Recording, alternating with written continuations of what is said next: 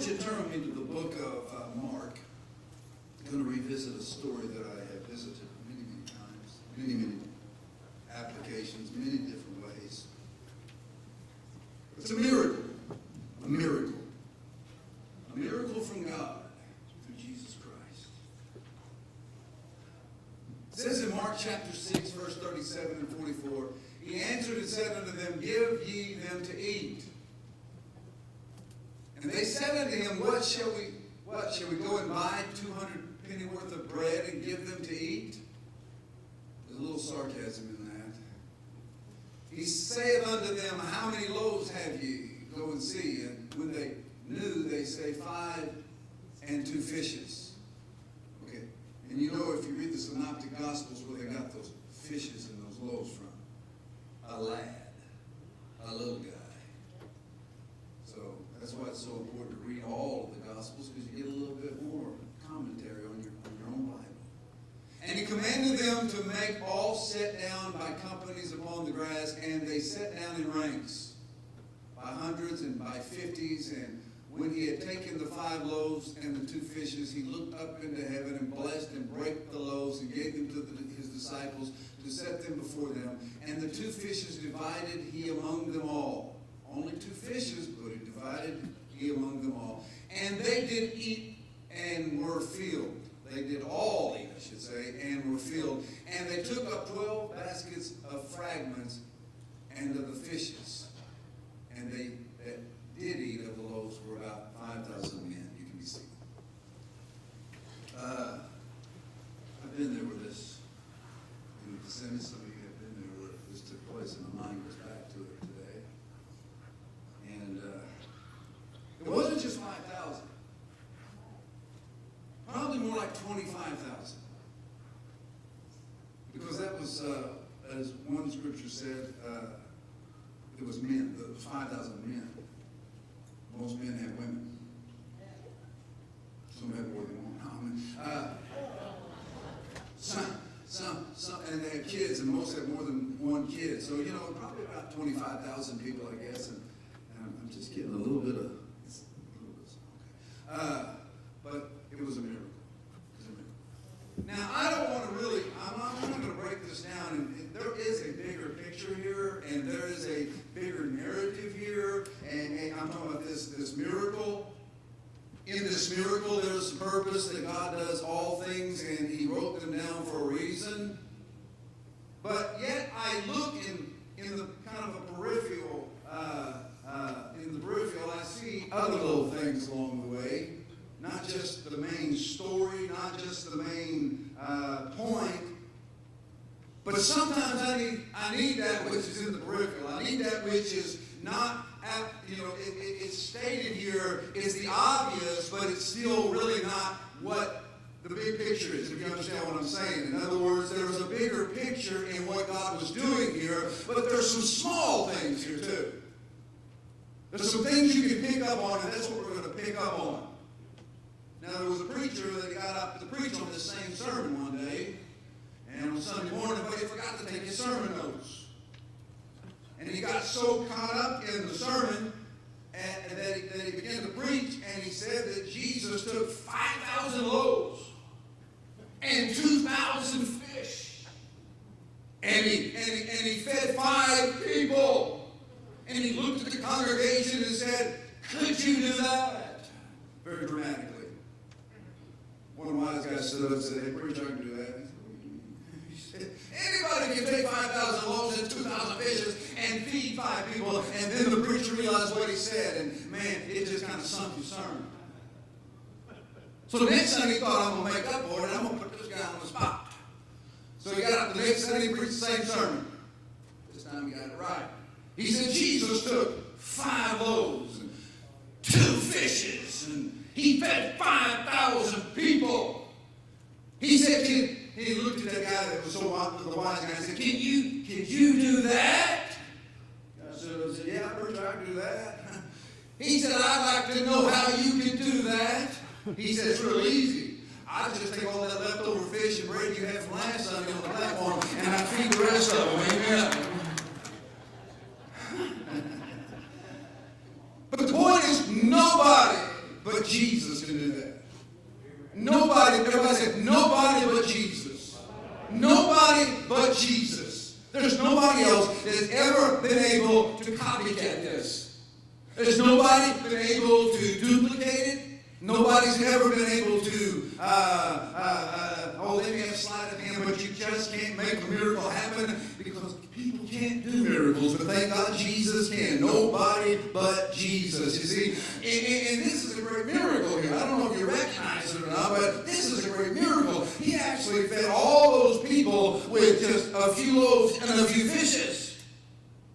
And it's a creative miracle. Now, there are very few miracles in the Bible that are creative that Jesus did, but this is one of them. This is a creative miracle. He created something here, which he's able to create because he created all things for all. He created all things for. He created all things. And all things were created for him and by him, Colossians says. And so we know God's Son is a creator, and we know he is the creator. And I want you to know he created a miracle here. And you know what? God is still able to create miracles today. Today is a day that you can believe God for a miracle. You say, wait a minute, Pastor, I woke up this morning, I wasn't feeling too good. And, things aren't going so good at home. And on my job, I got things happening. And I woke up and it was raining outside. I thought I'd just stay home, and I thought I'd just drag on out to church. And it don't feel so good while I'm in church. Well, I got good news for you. That is, God has the ability to change all of that. And God can give you a miracle. Do you need a miracle? God has a miracle. I'm not just saying that. I'm not just repeating something somebody said on television. I'm repeating what the Word of God says, that God is able to do exceedingly abundantly above what you ask or think. It's completely in context. You see, in Scripture, miracles are important, and also in my life. And I believe if the gospel is anything, it is relevant. It's relevant. What do you mean? I believe that even the old stories 2,000 years ago still have relevant contemporary application for today. Because you know what? I don't live 2,000 years ago. And I thank God for the miracles that Jesus did for Mary and for Martha and for Lazarus. And I thank God for the miracles of the blind man and the deaf man and the dumb man and the lame man. And I thank God for all the miracles in the Bible. But you know what? I live right now. And there's a day in my life that I need a miracle. And some days it's a day just like this. So everything's for a purpose. He didn't just give us this miracle just to put some black words on white pages. He fed 5,000. I'm going to use that character right there, the 5,000. But let me tell you something. It was easy for Jesus. This wasn't a difficult thing for Jesus. Well, y'all didn't well get to you, and I'm just going to preach, okay? I'm having a little struggle here, but that's all right.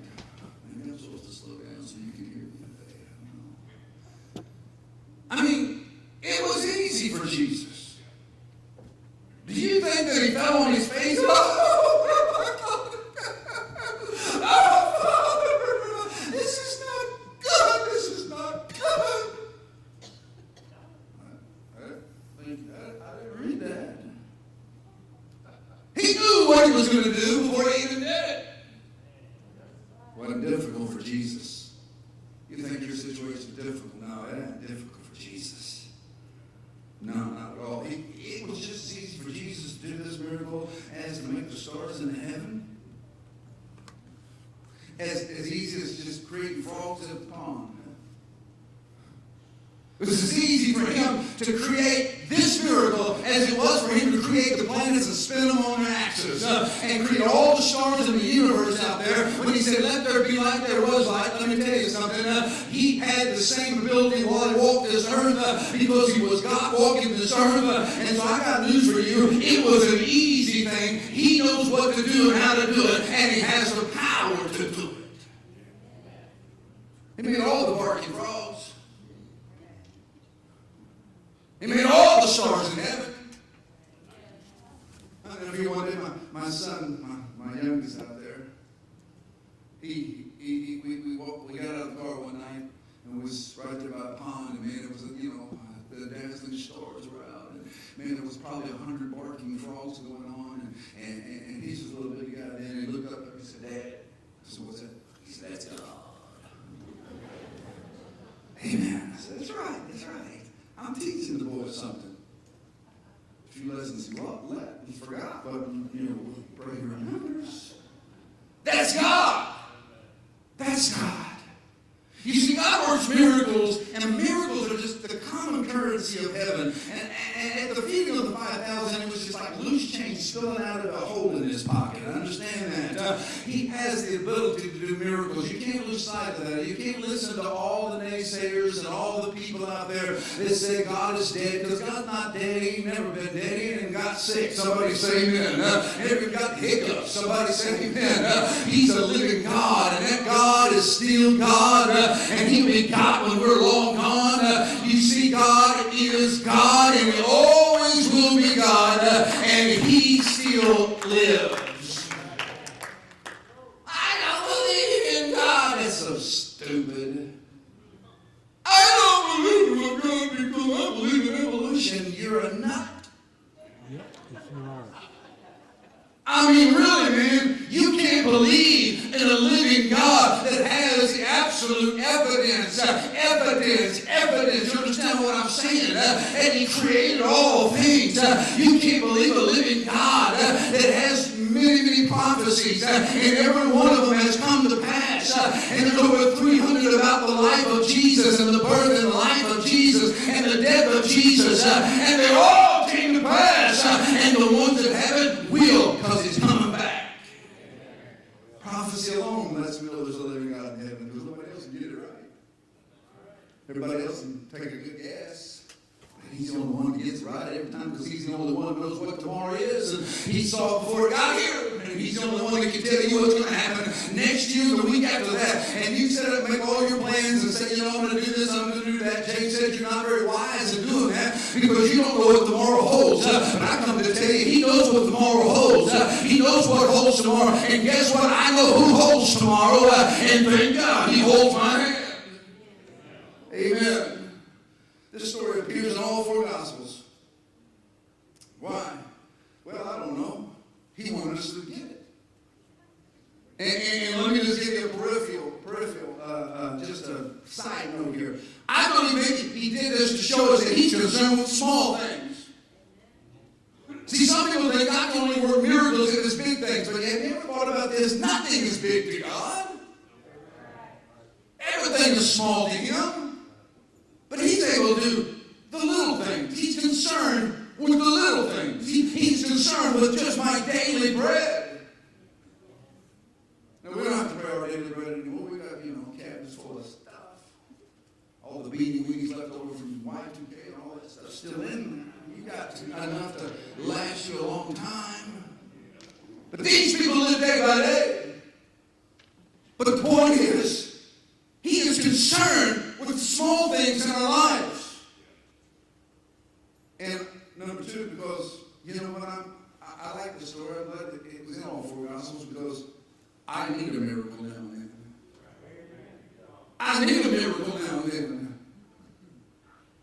A miracle is something I can't do. A miracle is something that if God doesn't show up, I'm sunk. If God doesn't do it, it's not going to happen. Maybe we ought to think about that in our corporate body of the church here. It's easy to come to the church and have church and sing songs and preach a sermon and do, but why can't we start believing God for the things we can't do? Oh, that's another sermon in itself. We're going to get there. And I want you to know God's going to do some incredible things in your life, but it starts with you believing God to do those things that are impossible, because sometimes I need a miracle. Now, you may not be called to feed 5,000. Unless you have an incredibly large family. I mean, if the in-laws bring their in-laws, and then comes the outlaws, and maybe you might have a problem feeding all those folk. But I got news for you. Most of life is just like this. We're faced with uncertainties. That's the point. We don't have the resources. We don't have Well, resources is the best word.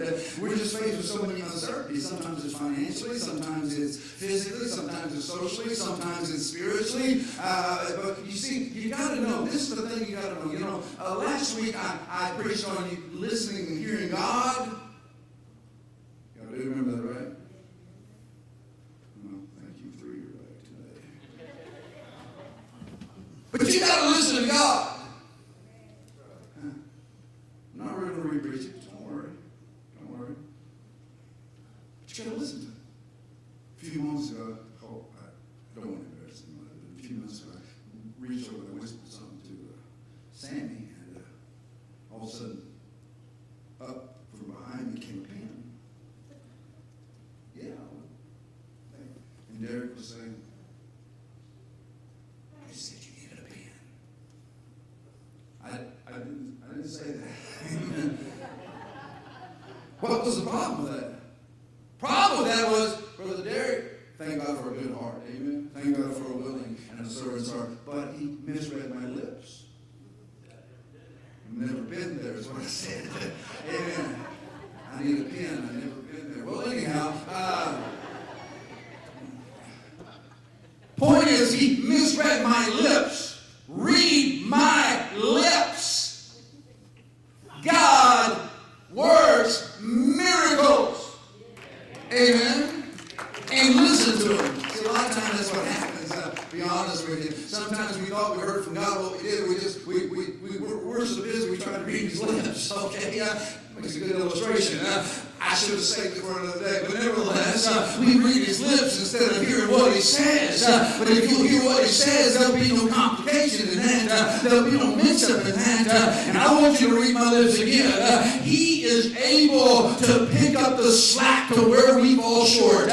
In my life, I fall short every day. Amen. In my life spiritually, in my life financially, in my life in every way I fall short. But thank God, he is concerned with my daily bread, and he meets my daily needs. And I don't have to worry about tomorrow because tomorrow's already taking care of itself. And God will be there when I get there.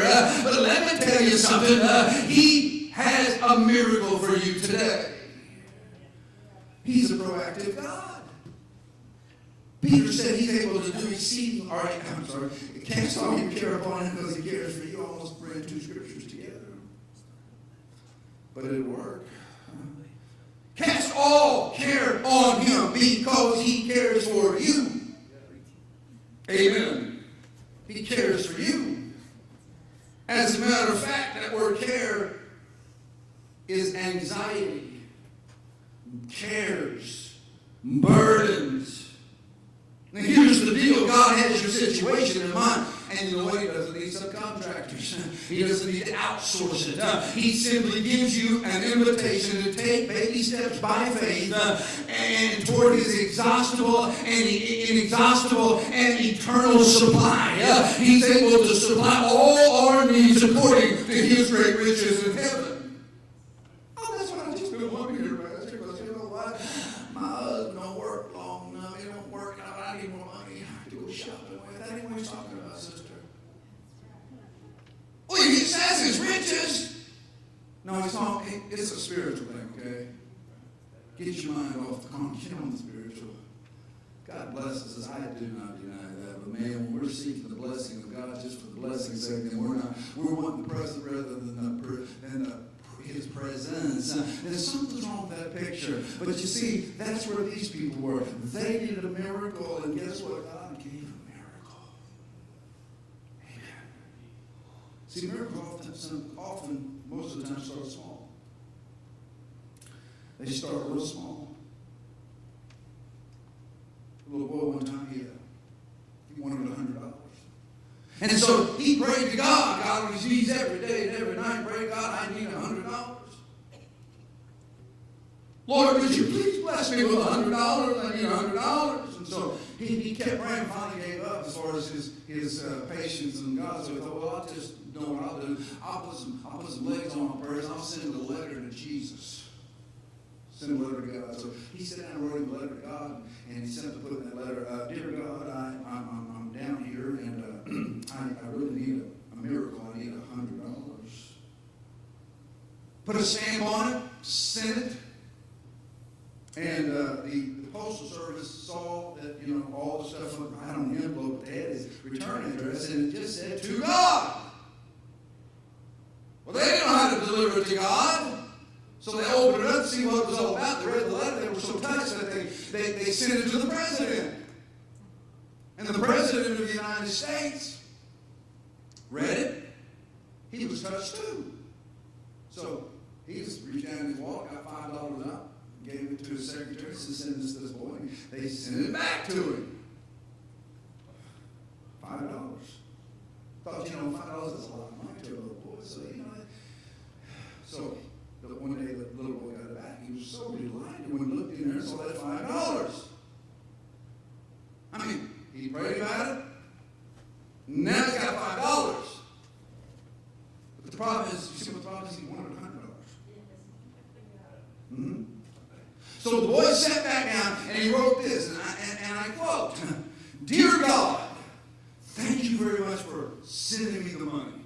However, I noticed that for some reason you had it sent, or you sent it through Washington, D.C., and as usual, they deducted $95.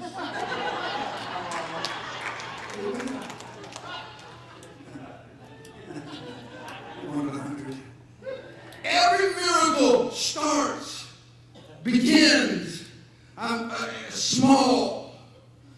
Do you realize this miracle started in a little Judean kitchen? I'm talking about the miracle that we read about this morning. It started out with a rustic knife, a warm loaf of bread, a couple of fresh fish that the little boy probably caught that morning in the river or the pond, and they're trying to do push-ups on the table, and Mom was trying to get his basket ready, and do you realize that she sent her son off with just a little knapsack and said, be back after a while? Now, you know what? That's a little different than today. We don't send our kids off anymore. We were talking about this the other day. What do we do for cell phones? I said, I know what I did. I got up in the morning, got on my bicycle, hit the road, didn't come back till dark. Hello? Mama, she didn't have to worry about that. I got two little granddaughters, 9 and 10, and I let them ride their bikes, but when I'm sitting in the front porch watching them, they're not getting out of my sight. That's a different world we're living in. But she sent her son off, and he went with his little knapsack, and he went to the meeting. But you know what? He went, I don't know how he actually got there. I don't know if he intended to get there, or maybe he was just walking down and he saw the people. What's all this going on? And he just followed them, and maybe heard Jesus. And I don't know, but we know that the little guy was there with his little knapsack. But little did he know, as he carried that knapsack from his house to the miracle place there on the side of the hill, that he had no idea how big this day was going to be. He had no idea. You think about it. This was a day of miracles. This was a day of a real miracle. It was just an ordinary day in his life. He didn't know. He had no knowledge that he was about to walk into the Bible and history, and we've been talking about it 2,000 years later. But you know what? Every day seems like an ordinary day, but how many knows when God shows up, he changes it. If you need a miracle, quit looking for just all the big things and just realize it starts out really small sometimes. Sometimes it just starts out small. So the lessons learned, I'll give you 3 good points real quick, and then I'm going to let you go. Lessons learned, every miracle begins with a problem. That's simple, isn't it? That's what it's been the last 2-3 Sundays, Pastor. You've been real simple. Look who I'm preaching to. Just kidding, don't take offense to that.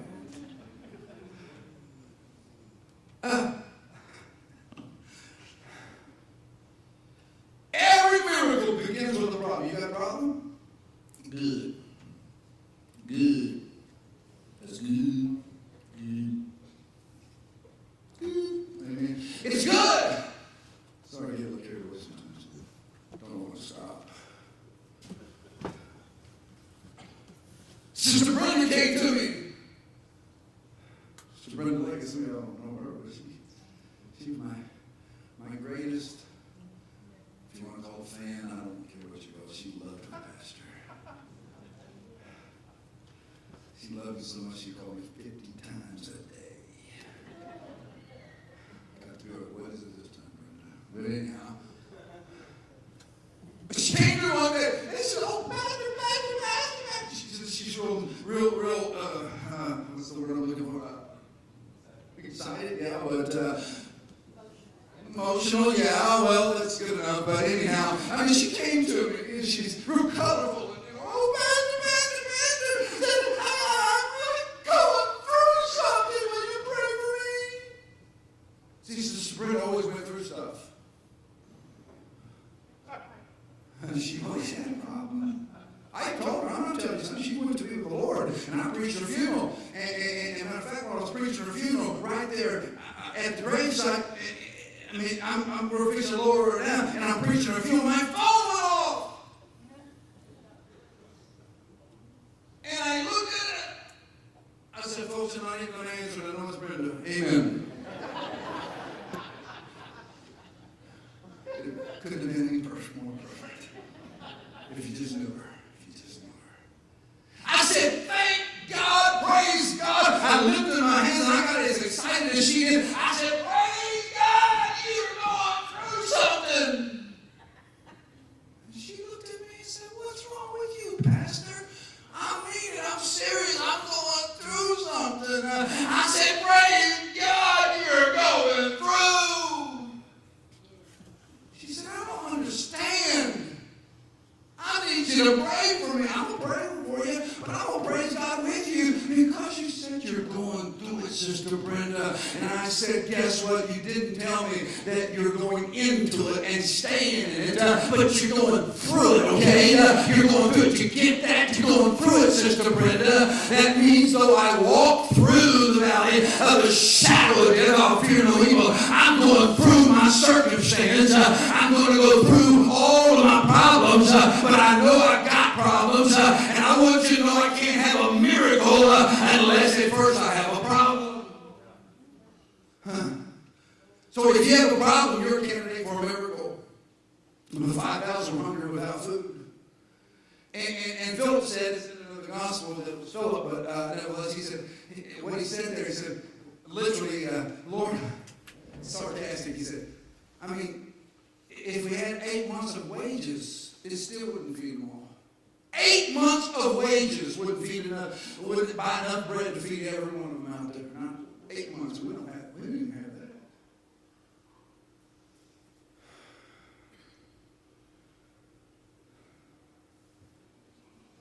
You have a problem? A little boy heard the preach one Sunday. And he said, God created man out of the dust of the earth. And he said, from dust he came, and from dust he'll go. And he'll go back to dust. And when all the other kids weren't paying attention, he's listening. And he asked his mom, he said, Mama, what that mean? What the preacher said about that dust? Said, where man comes from dust and he goes back to dust? What does that mean? Oh, then she tried to give you the application. See, son, God created man out of the dirt. And you mean we're made out of dirt? Yeah, we're made out of dirt. And why I got to take a bath? No, son, you don't understand something. See, we're made out of dust and dirt, and then we put back in the grave after we die, and we return back to dust. It's just that simple, son. Oh, okay, he said, I get it. Went up to his room. Little white come running back down, looked like he seen a ghost. He said, Mama! She said, what's wrong? There's a man under my bed. And I don't know if he's coming or going. Y'all think about that, you get that. Mama ain't swept the dust in a while.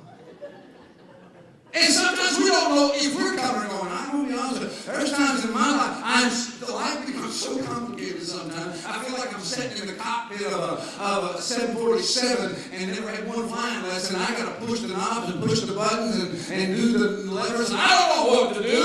I mean, life is complicated, and I don't know if I'm coming or whether I'm going. But I want you to know, I know Jesus knows everything, and he knows whether I'm coming or going, and he is always God. Somebody say amen. And even when I got a problem I can't figure out, he knows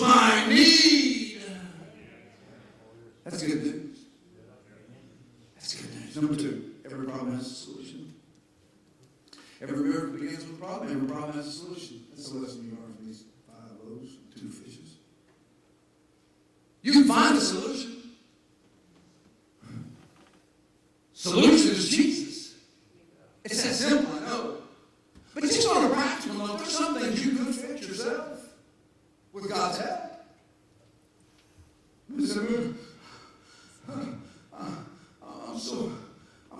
I feel so bloated all the time.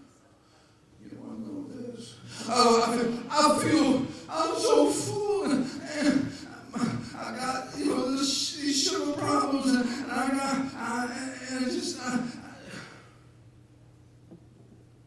problems the elbow.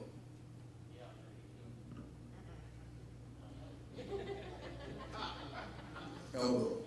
Fix your elbow. Don't need so much. Hello?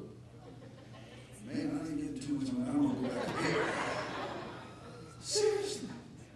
There's something, just use a little common sense. I don't have time to get into all that, but I'm just saying, there are some things. They did 2 fishes and 2 loaves. There's a solution. We have nothing to give them. Yeah, you have something to give them. Jesus said, what do we got? He said 2 fishes and 5 loaves. You see, there's a solution right there.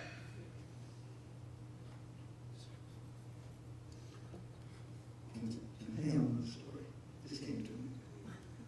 But the guy that was out there he had a pail of fish and catching them illegally, putting them in that pail. Game word came up on him. I said, boy, what are you doing? He said, he's a redneck. Could be a redneck if you live in this country. Amen. And he said, boy, what you doing? He said, I got my pet fish here. I just brought them out here to the lake. And he said, I keep them in the bathtub at home. And said, what I do is to bring them out here every week. So I let them out and they go swim with their buddies a little bit, talk about old times. And then they come swimming back, put them in the bucket. I load them back up in the truck and I take them home. Put them back in the bathtub. And the beginning word says, son, do you think I'm that dumb? Oh, no, sir, I would never offend you. He said, boy, I don't believe that. He said, I'm telling you the truth, Mr. Gangwood. I wouldn't lie to you. I go to church on Sunday. I wouldn't lie. He said, okay, you show me. Show me how that works. Okay, I'll show you. So he started getting the fish out, put them out, They started swimming off. And he said, okay. Game word said, how long will it be till, these fish finish their so-called visits? The game word said, what fish? Redneck wasn't going to look busy. Sometimes you look either. And I want you to know the disciples, they just didn't understand. They had the solution because the disciples, here's the problem. They counted the crowd and then they counted the resources. And once they counted the crowd, counted the resources, we ain't got enough. That's what we do a lot of times. We look at our problem and then we look at our resources and we say, we just don't have enough resource here. You lack resources. And you know what? Your lack of resource doesn't scare God. It may keep you up at night. It may keep you gnawing your fingers down really quick. It may keep you, with high blood pressure. But let me tell you something, God doesn't have high blood pressure and he never bites his fingernails. Somebody say amen. And if it doesn't bother God, it shouldn't bother you because God has a solution for your problem. You need to look around and see God. Would you have seen God in that last lunchbox that day? Probably not. Hindsight's 20/20. We're looking back. We see it. We know it. But that day, it was a hard thing for the disciples to understand that. We got 2 fishes and 2 loaves, but we got a big old multitude out there. Well, let me tell you something. It doesn't matter to Jesus. And so whatever your problem is, know this, that there is a solution to your problem, and God is that solution. And number 3, and I'm quit. Every solution is in Jesus' hands. See,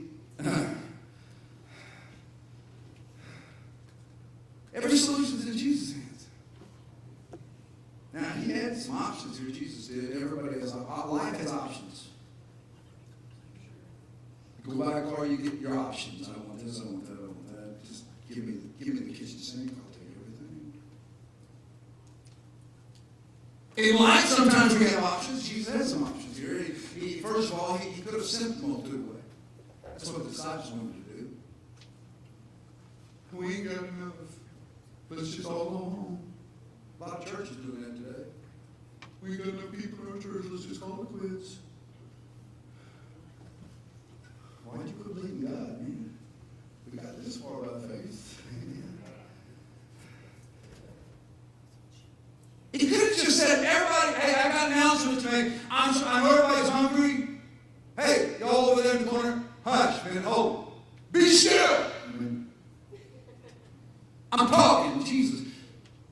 I don't have enough to feed everybody. We don't have any food. And you're going to have to go back to your respective houses and places. We're glad you came out to the meeting today. God bless you. And, I'm going to we'll have a crusade Friday night. If y'all come back, we're going to do a few more miracles. And we're going to see some great things. And so, God bless you. Let's bow our head and be dismissed. I'm being a little facetious. So you'll pay attention to me. Could have sent them home. Solution number one. Solution number two. Could have sent somebody to the grocery store. Hey, Andrew, John, come here, man. I want you, here, take this money, and I want you to go down to Homeland down there. Lord, I ain't seen no Homeland. Well, it's not. It's a few miles off there. Go to the one on the west side, not the east side. It's a little bit better. Get a little bit of product. And not near as much refresh. And just go buy some food for these people. Well, there's a little problem in that. That was before 18-wheelers. If you really want to use your imagination, Breaker 19. We need an 18-wheeler down here by the city, and because we're going to need a lot of food there, Snowman. That movie before you guys saw it. Yeah, I didn't see that movie either. Oh, yeah, I did. It could, but that wouldn't have worked. They didn't have enough money. They didn't have 18 with it. That's a lot of food. You've got to feed 5,000 people. Or number three, and that's the choice to teach a world-class lesson in faith and utilize lunch. Amen. Come back next week. Teach a world-class lesson on faith by using a little less lunch. That's what he did. So what we got here? 2 fishes, 5 loaves. Disciples probably looked at one another. They have forgotten all the things they've seen Jesus do. That's what Jesus called them hard of hearts. Sometimes that's what we are. Matter of fact, right after this miracle, he sent his disciples in the boat to go to the other side, and they got in a storm, and they got scared, thought they were all going to die. They still had the taste of fish still in their mouth, had bread in their teeth, and they're afraid they're going to die. And it says there in the gospel that they had forgotten the miracle that Jesus just did. And that's like us sometimes. We have forgotten the miracles that Jesus has done in our lives. We forgot the things that God has brought us through. And you know what? I'm in the middle of a trial and a tribulation. I've lived long enough to know this. That if God brought me out of the last trial, He's going to bring me out of this one too. And so you know what I do? I just hunker down. I get my suitcases, get packed, get ready to get out of there because I know God is going to bring me out of it. I may be down, but thank God I'm not out. Amen. Put your problem in the hands of Jesus. That's what I'm trying to say. You know, I know this is a little cliche, but hey, it is what it is. And it ain't what it ain't. I'm having a good time with you or not. I wake up like this sometimes. What or how much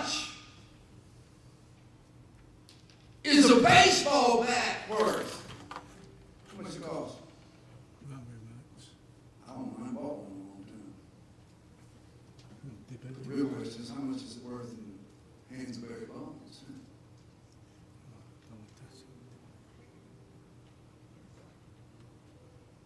How much is it worth? Hands of Alex Rodriguez, Babe Ruth. Do that Babe Ruth did for you all time. You know that Babe Ruth hit a home run in Muskogee, just where you'll know that. He hit a home run in Muskogee back in 1923 when they played the Brooklyn Dodgers right here in Muskogee. How much do you think the bat would be worth if you had it at your house? It'd be worth a whole lot more than you and your house. How much is the football worth? The hands of Peyton Manning. Whether you like him or whether you don't. In the hands of John Elway. Joe Montana. Fran Tarky. 28, man. How much is a pen worth? Oh, I don't know. Depends on whose hand it's in. This ain't worth much.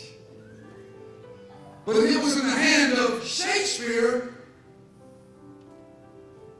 it'd be worth a whole lot more. How much is a steak worth? Not a whole lot. If it was worth something, I'd be picking them up all the time and selling them wherever. Where would you sell them? I don't know. The stick recycling plant, I guess. I don't know. How much are they worth? Sticks are worth nothing. But let me ask you this. How much is a stick worth in the hands of Moses?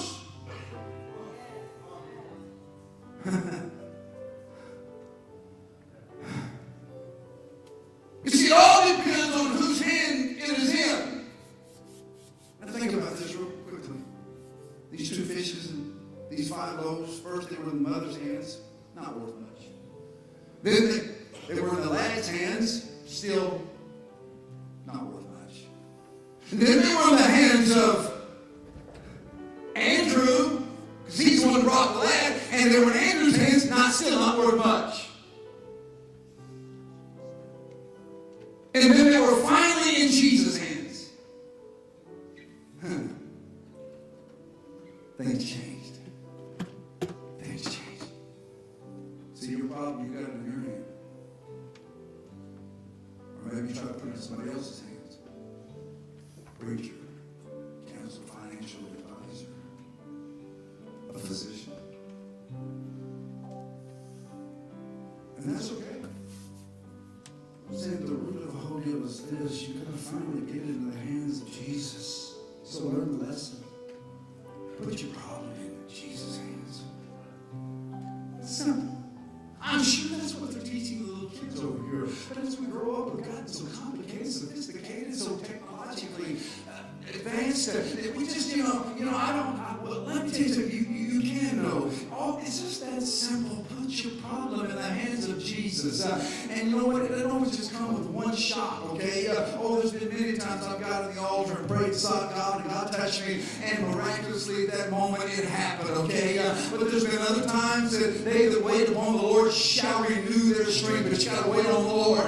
You got to wait on the Lord. You got to keep putting it in His hands. And once you put it in His hands, you got to leave it in His hands. We sung that song a minute ago, take your burden to the Lord and leave it there. That's a problem a lot of times. We take our burden to the Lord when we come to the altar, and then we tie a rope around it, we carry it back to our car, get it inside the car, and then we drive home with it, and we bring it back Sunday after Sunday after Sunday. You need to take your burden to the Lord and leave it there. You need to pray through and seek God and keep seeking God. And I'm telling you, there will come a time, there will come a moment that God can work some miraculous things in your life. But we've lost our faith somewhere, and we have forgotten that God is more than able.